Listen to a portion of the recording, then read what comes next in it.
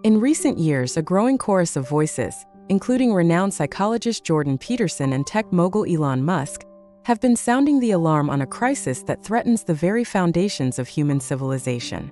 Unlike the oft-discussed issues of climate change or economic instability, this crisis lurks in the shadows of our collective consciousness, largely unnoticed by the general public.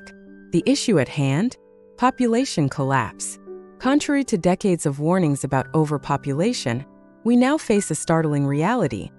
Many developed nations are experiencing birth rates far below replacement levels. This demographic shift poses significant challenges to the future of human society, yet it remains underappreciated and misunderstood by many.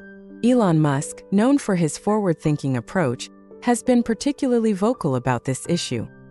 Population collapse is one of the biggest threats to the future of human civilization, Musk warns.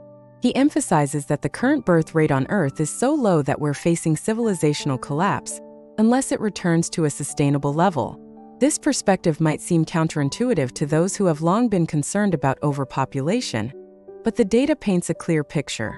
Jordan Peterson, drawing from his experience working on a UN Committee for Sustainable Economic Development, provides historical context to this issue. He points out that dire predictions of overpopulation-induced catastrophes, popularized in the 1960s by groups like the Club of Rome, have not only failed to materialize but have proven to be anti-true. Instead of mass starvation and resource depletion, we're now grappling with the opposite problem. One of the primary drivers of this population decline is the education of women. As Peterson notes, as soon as you educate women, the size of family shrinks precipitously, like below replacement.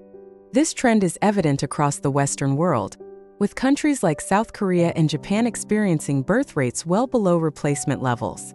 Projections suggest that by the end of the century, Nigeria may have a larger population than China, a stark reversal of current demographics. The implications of this population collapse are far-reaching and potentially catastrophic. As Musk points out, we're not just running out of people, we're running out of young people. In 30 years, everyone alive today will be 30 years older, but there won't be enough young people to drive innovation, support aging populations, and maintain economic growth. This shortage of youth could lead to a stagnation of ideas, a slowdown in technological progress, and immense strain on social systems designed to support the elderly.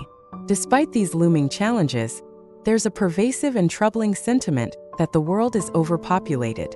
Peterson recounts a disturbing incident where a professor, addressing a group of students, advocated for severely limiting reproduction on ethical grounds. This mindset, according to Peterson, is implicitly genocidal and stems from a deep-rooted existential self-hatred.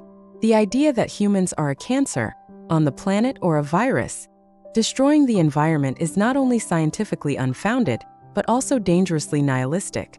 It's a perspective that, if taken to its logical conclusion, could justify horrific actions against humanity. As Peterson puts it, there's nothing you don't do to a cancer. This rhetoric of human self-loathing is tearing our culture apart at a fundamental level. The roots of this antinatalist sentiment can be traced back to philosophical traditions that view existence itself as inherently flawed due to the presence of suffering. Peterson draws parallels to Goethe's portrayal of Mephistopheles in Faust, who argues that existence is so foul it would be better if it were annihilated. This Mephistophelian stance underpins much of the modern environmental movement's more extreme positions. However, both Peterson and Musk argue for a more optimistic and proactive approach to the future. Musk emphasizes the importance of expanding the scope and scale of human consciousness, driven by curiosity and a desire to understand the nature of the universe. He believes that to tackle the fundamental questions of existence, we must ensure a thriving human civilization. Peterson advocates for combating apocalyptic thinking through truth, dialogue, investigation, and discipline.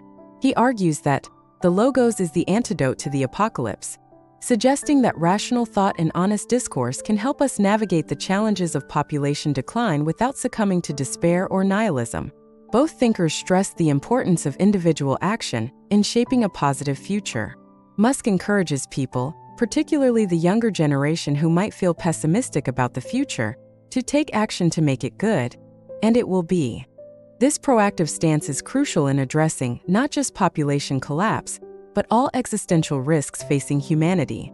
The challenge of population collapse intertwines with other global issues, creating a complex web of cause and effect. For instance, concerns about climate change and resource scarcity have contributed to the antinatalist sentiment, even as declining populations in developed nations could potentially alleviate some environmental pressures. This paradox highlights the need for nuanced, holistic approaches to global challenges. Moreover, the population collapse crisis reveals deep-seated cultural and philosophical divides. The dispute about the nature of existence at the most fundamental level is, as Peterson notes, what's tearing our culture apart. Resolving this crisis will require not just policy changes or economic incentives, but a profound shift in how we view human existence and our place in the world. As we grapple with these issues, it's crucial to maintain a balanced perspective. While we must be smart about resource management, it's equally important to reject the notion that the world is a zero-sum game. The Malthusian idea that population will grow until it consumes all available resources and then collapse has been repeatedly disproven by human ingenuity and technological advancement. Looking ahead, addressing the population collapse will require a multifaceted approach. This may include policies to support families, changes in education systems to prepare for a world with fewer workers, and a reimagining of our economic models. More fundamentally, it will require a cultural shift away from the nihilistic view of human existence towards one that values human life and potential. In conclusion, the silent crisis of population collapse represents one of the most significant challenges facing human civilization in the coming decades. It's a crisis that defies simple solutions and challenges many of our long-held assumptions about demographics and human progress. As we confront this issue, we must heed the warnings of thinkers like Peterson and Musk, engaging in honest dialogue, pursuing truth, and taking action to shape a positive future. Only by acknowledging the gravity of the situation and working collectively towards solutions can we hope to navigate the demographic challenges ahead and ensure a thriving future for humanity.